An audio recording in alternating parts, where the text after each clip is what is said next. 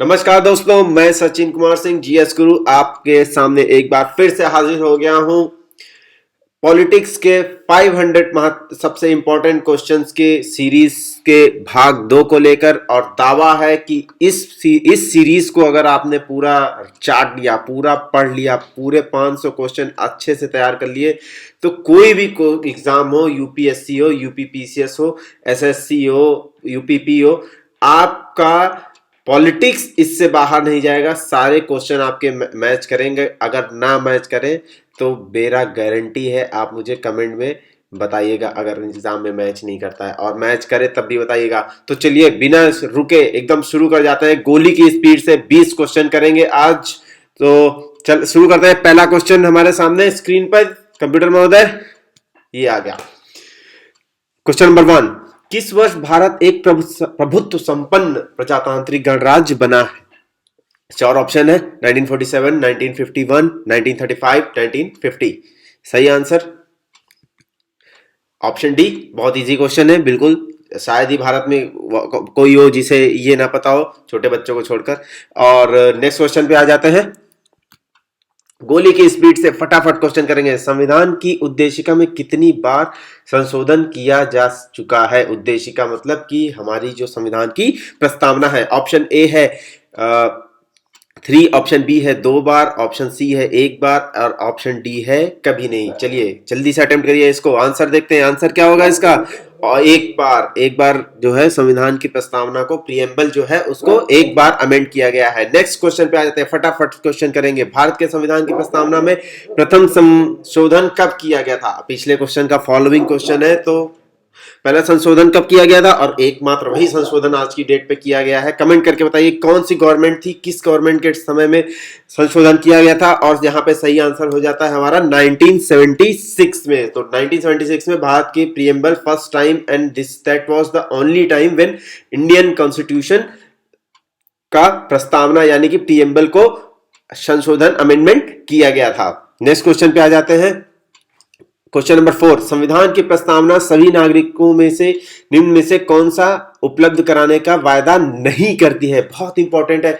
आप ये देखें कि क्वेश्चन में करती है पूछ रहा है या नहीं करती है पूछ रहा है। बहुत बार एग्जाम में ऐसा होता है कि हम इसके चक्कर में आता हुआ क्वेश्चन बिल्कुल गलत कर देते हैं। ऑप्शन देखते हैं। ऑप्शन ए सामाजिक न्याय, ऑप्शन बी राजनीतिक न्याय, ऑप्शन सी विचार की स्वतंत्रता, और ऑप्शन डी पूजा की समानता। तो इनमें से कौन सी ऐसी चीज है जो भारतीय संविधान की प्रस्तावना उपलब्ध कराने का वायदा नहीं करती है? तो सही आंसर क्या हो जाएगा? सही आंसर हो जाएगा ऑप्शन डी। भारतीय प्रस्तावना में पूजा की समानता का कोई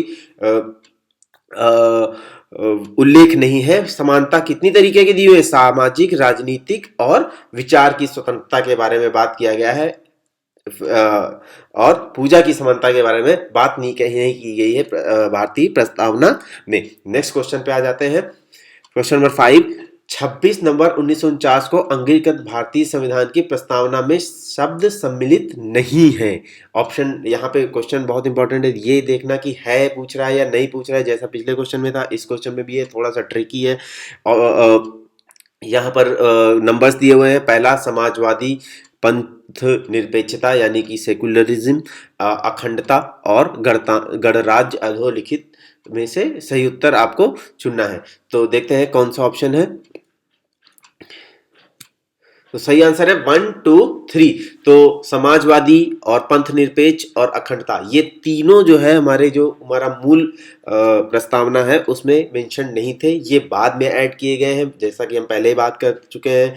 1976 में संविधान में संशोधन किया गया जिसके द्वारा ये शब्द हमारी प्रस्तावना में अंगीकृत किए गए। नेक्स्ट क्वेश्चन पे आ जाते हैं। नेक्स्ट क्वेश्चन है, संविधान की उद्देशिका यानी कि प्रियम्बल यानी कि प्रस्तावना के संबंध में निम्न स्थानों पर विचार कीजिए और दिए गए कोड की सहायता से बताइए कि इनमें से कौन सा सही है। ऑप्शन, पहला पॉइंट है नेहरू द्वारा प्रस्तुत ऑब्जेक्टिव प्रस्ताव अंततोगत्वा उद्देशिका बना। ऑप्शन दूसरा नंबर है, इसकी प्रकृति न्याय योग्य नहीं है यानी कि ये जस्टिसिएबल नहीं है, इसका संशोधन नहीं किया जा सकता।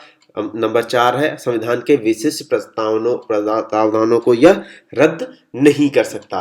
तो जस्टिसिएबिलिटी से रिलेटेड चौथा पॉइंट भी है। तो यहाँ पे देखेंगे कि बताइए कि इनमें से कौन सा सही है। तो कौन से ऑप्शन सही हो जाएंगे हमारे? ऑप्शन नंबर बी, यानी कि पहला, नेहरू द्वारा जो रेजोल्यूशन प्रस्तुत किया गया था। कमेंट करके बताइए किस डेट पे जो रेजोल्यूशन है, रेजोल्यूशन ऑब्जेक्टिव रेजोल्यूशन वो प्रस्तुत किया गया था, जो कि जिसने बाद में हमारे संविधान की प्रस्तावना का रूप लिया। ऑप्शन नंबर दो, जो इसकी प्रकृति है इसका योग्य नहीं है, मतलब इसको किसी न्यायालय में चैलेंज नहीं किया जा सकता कि ये फॉलो किया जा रहा है या नहीं। और ऑप्शन फोर है, संविधान के विशिष्ट प्रावधानों को यह रद्द नहीं कर सकता। इसकी कोई गारंटी नहीं है कि अगर कोई भी प्रावधान इसको मैच नहीं करता है इसमें दी हुई कंडीशंस को, तो उसको रद्द कर दिया जाएगा। तो इसका भी वर्णन हमारे संविधान में नहीं है। और जो तीसरा पॉइंट है कि इसका संशोधन नहीं किया जा सकता, हमने पिछले प्रश्नों में भी देखा है कि यह इसका संशोधन एक बार किया जा चुका है। तो ऑप्शन 3 गलत हो जाएगा और 1 2 4 जो है वो सही हो जाएंगे। सही आंसर क्या हो जाएगा? Option B. क्वेश्चन नंबर 7, भारतीय संविधान की उद्देशिका में परिवर्तन किस संशोधन अधिनियम में किए गए थे? मैंने बताया था, हमने पिछले क्वेश्चन में देखा था 1976 में संशोधन किया था। बट यहाँ पे क्वेश्चन पूछ रहा है कि कौन सा संशोधन था। यहाँ पे जैसे ही देखेंगे बी, सी और डी तीनों में 1976, बी और सी दोनों में 1976 आ रहा है। तो 40वां संशोधन था या 42वां संशोधन था, इसमें लोगों को कंफ्यूजन हो जाता है। तो सही आंसर क्या हो जाएगा? जो 42वां संशोधन था। अच्छा, 42वां संशोधन बहुत बड़ा संशोधन था हमारे संविधान में। इंदिरा गांधी की सरकार थी, इमरजेंसी चल रही थी हमारे देश में, और उस समय यह एक मिनी कॉन्स्टिट्यूशन की तरह लाया गया था। इसमें इतने ज्यादा प्रावधान थे, इतने ज्यादा प्रावधान थे कि इसको हमारे संविधान का एक मिनी कॉन्स्टिट्यूशन भी कहा जाता है। अच्छा, कमेंट करके बताइए कौन सा ऐसा संशोधन था जो 42वें संशोधन के बाद किया गया, जिसमें कि 42वें संशोधन में की हुई कई सारी बहुत सारे जो प्रोविजंस कर दिए गए थे केंद्र सरकार को बहुत ही ज़्यादा ताकतवर बनाने के लिए। कौन सा ऐसा संविधान संशोधन था जिसमें उसको रोल बैक किया गया? कमेंट करके बताइए। क्वेश्चन नंबर 8 पे आ जाते हैं, भारतीय संविधान की प्रस्तावना पर किस क्रांति का प्रभाव नहीं झलकता है? यहाँ पे क्वेश्चन पूछ रहा है नहीं झलकता है। ऑप्शन है फ्रांसीसी क्रांति 1789, ऑप्शन बी अमेरिका की क्रांति 1776, बोल्शेविक क्रांति 1917 और चीन की क्रांति 1912। तो सही आंसर हो जाएगा हमारा, जो हमारी प्रस्तावना है उसमें चीन की क्रांति के जो प्रिंसिपल्स थे उसका प्रभाव नहीं झलकता है। फ्रांसीसी, अमेरिकी और जो बोल्शेविक क्रांति थी वो काफी सारे प्रोविजंस उससे हमारी प्रस्तावना में लिए गए हैं। तो ऑप्शन डी इसका सही हो जाएगा। क्वेश्चन नंबर 9, भारत की संप्रभुता, एकता और अखंडता को अक्षुण्ण बनाए रखने तथा उसकी रक्षा करने का प्रावधान किया गया है। क्वेश्चन पूछ रहा है भारत की संप्रभुता, एकता, अखंडता को अक्षुण्ण बनाए रखने की प्रावधान कहाँ पे किया गया है? तो सही आंसर हो जाएगा। अच्छा, यहाँ पे दो ऑप्शन ए भी हो सकता है, ऑप्शन डी भी हो सकता है। मूल कर्तव्य में भी ये कहा गया है कि जो भारत के लोग हैं अपनी संप्रभुता, एकता और अखंडता को अक्षुण्ण बनाए रखने के लिए कार्य करेंगे। और प्रस्तावना में भी हमारा कहा गया है कि जो भारत के लोग हैं वो यूनिटी, इंटीग्रिटी और सोवरेनिटी को प्रिजर्व करेंगे। तो इसमें ऑप्शन ए भी हो सकता है और ऑप्शन डी भी हो सकता है। नेक्स्ट क्वेश्चन पे आ जाते हैं। क्वेश्चन नंबर 10, मौलिक अधिकारों का प्रमुख उद्देश्य क्या है? जो फंडामेंटल राइट्स है, what is there objective? Option A है समाज के समाजवादी ढांचे को बढ़ावा देना, ऑप्शन बी व्यक्तिगत स्वतंत्रता को सुनिश्चित करना, ऑप्शन सी न्यायपालिका की स्वतंत्रता को सुनिश्चित करना, एंड ऑप्शन डी उपर्युक्त सभी को सुनिश्चित करना। देख लेते हैं आंसर क्या है।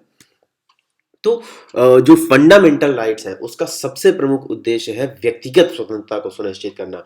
उद्देश्य बाकी भी हैं, बट व्यक्तिगत स्वतंत्रता यानी कि जो स्टेट का एक्शन होगा, जो हमारी सरकार का एक्शन होगा, जो सरकारी तंत्र का एक्शन होगा, उससे किसी इंडिविजुअल को कैसे बचाया जाए, उसकी फ्रीडम को, उसकी फ्रीडम ऑफ एक्सप्रेशन को, उसको शोषण से कैसे बचाया जाए, उसको डिटेंशन से कैसे बचाया जाए, उसको अपनी जो रिलीजियस सेंटिमेंट्स है उसको प्रिजर्व करने से कैसे बचाया जाए। तो मौलिक अधिकारों, जो फंडामेंटल राइट्स है हमारे संविधान के, उसमें व्यक्तिगत स्वतंत्रता को ज्यादा प्रमुखता दी गई है और उसी को सुनिश्चित किया गया है। नेक्स्ट क्वेश्चन पे आ जाते हैं। मूल अधिकारों से रिलेटेड क्वेश्चन है। फंडामेंटल राइट्स मूल अधिकारों को प्रवर्तित करने की शक्ति प्राप्त है? ऑप्शन ए राष्ट्रपति को, ऑप्शन बी संसद को, ऑप्शन सी केवल उच्चतम न्यायालय को और ऑप्शन डी है कि उच्चतम व उच्च न्यायालय को। तो हमारा प्रवर्तित मतलब का करने का मतलब है कि उसको अ, परिवर्तित करने का, परिवर्तित है, गलत टाइप हो गया है। तो हमारा जो मूल अधिकार है उसको परिवर्तित करने की शक्ति किसको प्राप्त है? संसद को प्राप्त है। नेक्स्ट क्वेश्चन में आ जाते हैं, भारतीय संविधान में प्रदत्त मूलभूत अधिकारों को निलंबन कौन कर सकता है? ऑप्शन ए है सर्वोच्च न्यायालय, ऑप्शन बी है संसद, ऑप्शन सी है राष्ट्रपति एंड ऑप्शन डी है ऑप्शन सी है प्रधानमंत्री एंड ऑप्शन डी है राष्ट्रपति। तो ऐसा कौन सा पद है, कौन है ऐसा जो हमारे फंडामेंटल राइट्स को निलंबित कर सकता है? तो राष्ट्रपति जो है वो हमारे मौलिक अधिकारों को निलंबित कर सकता है और संसद कुछ परिवर्तन कर सकती है, रोक लगा सकती है, बट निलंबन करने का जो मौलिक अधिकारों को निलंबन होता है वो राष्ट्रपति के अंडर में होता है। और जब भी इमरजेंसी लग जाती है, कई तरीके की इमरजेंसी होती है, कमेंट करके बताइए भारत में कितने तरह की इमरजेंसी लगाई जा सकती है, आपातकाल लगाया जा सकता है, कमेंट करके बताइए। और ये कौन लगाता है? राष्ट्रपति। राष्ट्रपति द्वारा इमरजेंसी लगाई जाती है, जिसके बाद आपातकाल लगाया जाता है, जिसके बाद मूलभूत अधिकार जो है इन लोगों के निलंबित हो जाते हैं। अच्छा, एक चीज़ और है कि कुछ ऐसे अधिकार हैं जो निलंबित होते हैं, बट उच्चतम न्यायालय ने कई बार समीक्षा की है और ये कहा है कि सारे जो कानून है वो निलंबित नहीं होते हैं। जो कुछ जो फंडामेंटल राइट्स हैं वो बने रहते हैं, जैसे जीने का अधिकार है आर्टिकल 21 के अंडर में, तो वो बना रहता है even if emergency is in progress. Okay, next question पे आ जाते हैं। क्वेश्चन नंबर 13, भारत में मौलिक अधिकारों के संबंध में निम्न व्यक्तियों पर विचार कीजिए। नंबर 1, यह राष्ट्रकृति के विरुद्ध राज्य कृति के विरुद्ध एक गारंटी है। ऑप्शन 2, यह संविधान के भाग 3 में सूचित है। ऑप्शन 3, यह सामाजिक, आर्थिक और राजनीतिक न्याय सुनिश्चित करते हैं। एंड ऑप्शन 4, यह यूएसए के अधिकारों के बिल की भांति नहीं है। अब कह रहा है नीचे दिए हुए कोड से सही उत्तर चुनिए। तो पूछ रहा है कि कई सारे स्टेटमेंट्स दिए हुए हैं हमारे मौलिक अधिकारों के बारे में, तो सही आंसर देख लेते हैं क्या है, इसको अटेम्प्ट कर लीजिए एक बार। क्या हो जाएगा सही आंसर? ऑप्शन ए हो जाएगा, 1 और 2 सही है। भारत के जो संविधान में मौलिक अधिकार हैं, मैंने पहले ही बताया, जो राज्य जो होते हैं उनसे लोगों को बचाता है, राज्य के जो कार्य हैं उनके विरुद्ध एक जनता को, एक इंडिविजुअल को गारंटी करता है। ऑप्शन जो नंबर 2 है, संविधान के भाग 3 में सूचित है, हमें सभी पता है। और सामाजिक, आर्थिक और सामाजिक न्याय सुनिश्चित करते हैं, ये सही नहीं कहा जा सकता मौलिक अधिकारों के बारे में। और यूएसए के अधिकारों के बिल से ही ये इंस्पायर्ड है, बिल ऑफ राइट्स है अमेरिका में, उसी से लिए गए हैं हमारे मौलिक अधिकार। तो ऑप्शन ए 1 और 2 सही है, 3 और 4 गलत है। नेक्स्ट क्वेश्चन पे आ जाते हैं। समानता का अधिकार, राइट टू इक्वलिटी, भारतीय संविधान के किन 5 अनुच्छेदों में किया गया है? बहुत सिंपल सा क्वेश्चन है बट बहुत इंपॉर्टेंट है। समानता के अधिकार के से रिलेटेड क्वेश्चन अक्सर हमारी परीक्षाओं में पूछे जाते हैं। तो सही आंसर हो जाएगा 14 से 18, आर्टिकल 14 से 18 तक हमारे यहाँ राइट टू इक्वलिटी, जिसमें डिफरेंट डिफरेंट प्रोविजंस किए गए हैं। आर्टिकल 14 जैसे इक्वलिटी बिफोर लॉ, आर्टिकल 15 हमारा है राइट अगेंस्ट डिस्क्रिमिनेशन। तो आर्टिकल 14 से लेके 18 तक ये सुनिश्चित किया गया है, डिक्लेयर किया गया है कि जो इक्वलिटी है वो सारे लोग, जो हमारा कंट्री है, कुछ अपवादों को छोड़कर सारे लोग समान हैं, उनके साथ समान तरीके से व्यवहार किया जाएगा। नेक्स्ट क्वेश्चन पे आ जाते हैं। क्वेश्चन नंबर 15, भारतीय संविधान के निम्नलिखित अनुच्छेदों में से कौन विधायन सत्ता पर पूर्ण नियंत्रण लगाता है? विधायन सत्ता मतलब जो रूल मेकिंग बॉडी होती है, यानी कि विधायिका जो होती है उस पर। तो भारतीय संविधान के किस अनुच्छेद में जो रूल मेकिंग बॉडी है, विधायिका, उस पर नियंत्रण लगता है? तो ऑप्शन है आर्टिकल 14, ऑप्शन बी है आर्टिकल 15, ऑप्शन सी है आर्टिकल 16 एंड ऑप्शन डी है आर्टिकल 17। सही आंसर देख लेते हैं। सही आंसर है आर्टिकल 14। सो अनुच्छेद 14 में कहा गया है कि ऐसा कोई भी कानून जो संविधान का उल्लंघन करता है और मौलिक अधिकारों का हनन करता है तो उसे जो वह नल और वाइड वह शून्य हो जाएगा। और उसको अगर विधायिका कोई भी ऐसा कानून बनाती है जिससे फंडामेंटल राइट्स पर प्रभाव पड़ता है तो जो न्यायपालिका है उसका जुडिशियल रिव्यू कर सकती है और उसको नल एंड वॉइड या शून्य घोषित कर सकती है। आर्टिकल 15 हमारा राइट टू इक्वलिटी है। Article 16 right to equality in public employment and article 17 जो है हमारे अनटचेबिलिटी अपृश्यता से रिलेटेड है। तो ऑप्शन ए सही हो जाएगा 15th क्वेश्चन का। नेक्स्ट क्वेश्चन आ जाते हैं और क्वेश्चन नंबर 16। भारतीय संविधान की प्रस्तावना में प्रयुक्त समाजवाद शब्द को निम्नलिखित में से किस अनुच्छेदों के साथ मिलाकर पढ़ने से सर्वोच्च न्यायालय को समान कार्य के लिए समान वेतन का मौलिक अधिकार परिभाषित करने की शक्ति प्राप्त हुई है?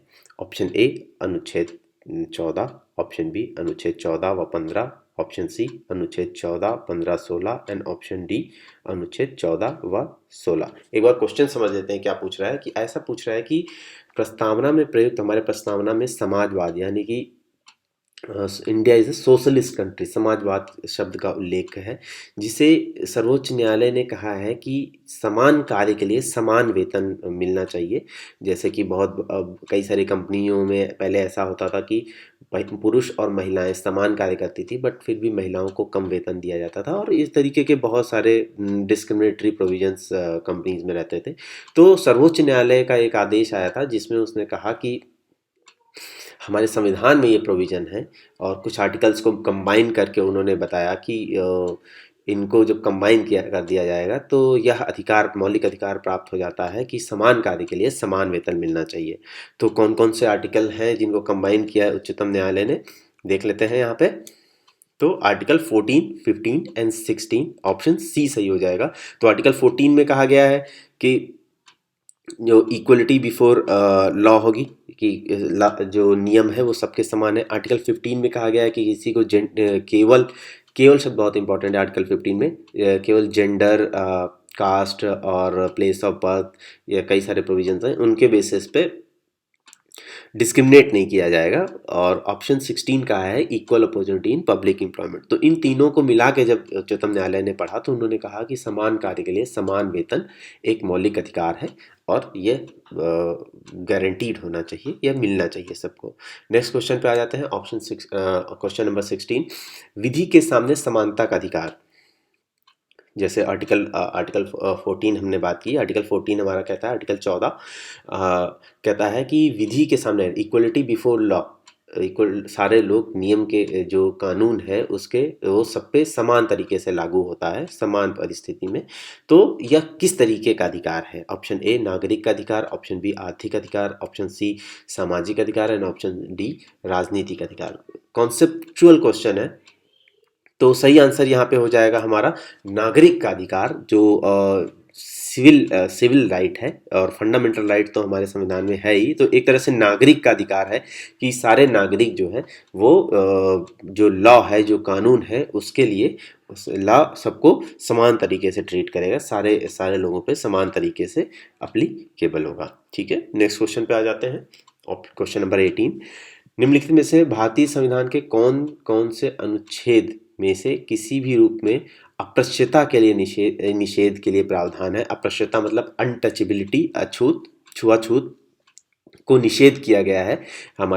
जो हमारा प्राचीन इतिहास रहा है तब से ही कुछ ऐसे वर्ग थे समाज के जिन्हें अछूत समझा जाता था और अपृश्यता का प्रैक्टिस होता था, छुआछूत का भेदभाव बहुत ज़्यादा था। तो संविधान के जो निर्माता थे उन्होंने इस चीज़ पे खास ध्यान दिया और इसको एक मौलिक अधिकार के रूप में घोषित किया कि जो अपृश्यता है वो किसी भी तरीके से भारत में जो आने वाला भारत होगा उसमें नहीं प्रैक्टिस की जाएगी और उसके लिए फंडामेंटल राइट एक बनाया गया। तो क्वेश्चन में पूछ रहा है कौन सा ऐसा फंडामेंटल राइट है? सो आर्टिकल 14, आर्टिकल 17, आर्टिकल 19 या उपरोक्त में से कोई भी नहीं। तो सही आंसर हो जाएगा हमारा यहाँ पे आर्टिकल 17। आर्टिकल 17 में कहा गया है कि अनटचेबिलिटी जो है वो भारत में इरेडिकेट कर दी गई और किसी भी तरीके से कोई प्रैक्टिस नहीं की जा सकती। अगर कोई इसमें पाया जाता है अनटचेबिलिटी करते हुए जाति और धर्म के बेसिस पे, तो उसे उसके लिए कड़े प्रावधान हमारे कानून में बनाए गए हैं। नेक्स्ट क्वेश्चन पे आ जाते हैं। भारतीय संविधान के अनुसार किसी भी व्यक्ति को जिसे गिरफ्तार अथवा बंदी किया जाता है सबसे नजदीकी मजिस्ट्रेट के समक्ष उपस्थित करना होगा। ऑप्शन ए 12 घंटे के अंदर, ऑप्शन बी 24 घंटे के अंदर, ऑप्शन सी 48 घंटे के अंदर एंड ऑप्शन डी 72 घंटे के अंदर। तो जब भी कभी पुलिस किसी को पकड़ती है और गिरफ्तार किया जाता है, किसी को बंदी बनाया जाता है, तो उसे एक पर्टिकुलर टाइम के अंदर जो है वो मजिस्ट्रेट के सामने उपस्थित करना होता है, प्रस्तुत करना होता है। तो वह क्या समय क्या है यह पूछ रहा है, तो सही वह समय है 24 घंटे के अंदर। और कमेंट करके बताइए कि किस आर्टिकल के अंदर में ये प्रोविज़न किया गया है और जो हमारे फंडामेंटल राइट्स हैं, मौलिक अधिकार हैं, उसकी किस किस श्रेणी में आता है ये प्रोविज़न, जिसमें कि 24 घंटे के अंदर किसी भी बंदी को मजिस्ट्रेट के सामने प्रस्तुत करना होता है। अच्छा, इसमें वो समय शामिल नहीं किया जाता है जो कि ट्रैवलिंग में जो समय लगता है वो नहीं शामिल किया जाता है। तो 24 घंटे के अंदर ही ट्रैवलिंग टाइम को हटाकर बंदी को मजिस्ट्रेट के सामने, नज़दीकी मजिस्ट्रेट के सामने प्रस्तुत करना होता है। नेक्स्ट क्वेश्चन पे आ जाते हैं। ये आज का हमारा लास्ट क्वेश्चन है। 14 वर्ष से कम आयु के बहुत से गरीब बच्चे पटाखे बनाने वाले कारखाने में काम करते हैं। इन कारखानों में बच्चों को काम देने से किस मौलिक अधिकार का उल्लंघन होता है? ऑप्शन ए समानता का अधिकार, ऑप्शन बी शोषण के विरुद्ध का अधिकार, ऑप्शन सी स्वतंत्रता का अधिकार एंड ऑप्शन डी सांस्कृतिक शिक्षा का अधिकार। बहुत ही आसान क्वेश्चन है और सही आंसर हो जाएगा यहाँ पे हमारा शोषण के विरुद्ध अधिकार। तो आर्टिकल हमारे यहाँ पे कमेंट करके बताइए कौन से आर्टिकल है जिसमें ये मेंशन किया गया है कि जो 14 वर्ष से कम आयु के बच्चे हैं उन्हें जो खतरनाक कारखाने हैं और कोई, अब तो ऐसा हो गया कि किसी भी कारखाने में उनको काम करने के लिए अगर कोई काम करवाता है, ये उनके मौलिक अधिकारों का हनन हो जाता है क्योंकि शिक्षा का अधिकार इंक्लूड कर दिया गया है। तो ये शोषण के विरुद्ध अधिकार है और आर्टिकल बताइए कमेंट करके कि किस आर्टिकल के अंडर में इसको लाया गया है। तो ये हमारे आज के 20 क्वेश्चन फिनिश हो जाते हैं। होपफुली आपको बहुत मज़ा आया होगा इनको सॉल्व करने में। और जैसा कि हमारी 500 क्वेश्चंस की सीरीज चल रही है और जल्द ही मैं आपके लिए एक और नया वीडियो, नए फ्रेश 20 क्वेश्चंस इसके आगे के, अभी हमने इसमें मौलिक अधिकार और प्रस्तावना को कवर किया है, आगे प्रेसिडेंट और न्यायपालिका को लेकर आऊँगा। तो 20 क्वेश्चन उसके भी अटेम्प्ट करेंगे और उनको डिस्कस करेंगे, केवल आंसर नहीं देख लेंगे, उनको डिस्कस भी करेंगे कि किस तरीके से क्या उनके कॉन्सेप्ट हैं, जिससे कि एग्ज़ाम की आपकी तैयारी अच्छे से चले। और हाँ, इस वीडियो का PDF पाने के लिए हमारे टेलीग्राम चैनल से जुड़ जाइए। @GS with सचिन सर्च करेंगे टेलीग्राम पे तो एस्पायर एकेडमी का लोगो आ जाएगा और आप उसको ज्वाइन कर लीजिए। तो वहाँ पे इस वीडियो का टेलीग्राम चैनल पे PDF प्रोवाइड कर दिया जाएगा और मैं टेलीग्राम चैनल का जो लिंक है वो कमेंट डिस्क्रिप्शन बॉक्स में पेस्ट कर दूंगा और आप वहाँ से उसको फॉलो कर सकते हैं। इसके अलावा हम डेली 5 क्वेश्चन सीरीज़, 5 टॉपिक्स हम डेली डिस्कस करते हैं डिफरेंट एरिया के। तो आप वो हमारी प्लेलिस्ट, उसका भी लिंक मैं डिस्क्रिप्शन बॉक्स में डाल दूंगा, तो आप उसको भी फॉलो कर सकते हैं। डेली उसमें 5 क्वेश्चंस आते हैं, 5 टॉपिक्स जो हम डिस्कस करते हैं और ये हमारी सीरीज़ ऐसी चलती रहेगी। इसके अलावा आप मुझे फ़ोन कर सकते हैं, मेरा नंबर दिया हुआ है। किसी भी तरह की कोई हेल्प चाहिए हो और तो आप मुझे कांटेक्ट करिए इस नंबर पर। मैं कोशिश करूँगा कि आपको GS से रिलेटेड अगर आपको कोई कन्फ्यूजन है कि कैसे तैयारी शुरू करें, और PCS खासकर UP PCS 2021 की तैयारी जो कर रहे हैं उनके लिए है कि अगर उनको बुक लिस्ट में या फिर कोई कन्फ्यूजन है तो मुझे कमेंट में बताएं या अपना नंबर दें, तो हमारी टीम खुद कनेक्ट कर लेगी। तो मेरा नंबर मेंशन्ड है, आप मुझे व्हाट्सएप कर सकते हैं, कॉल कर सकते हैं इस नंबर पे।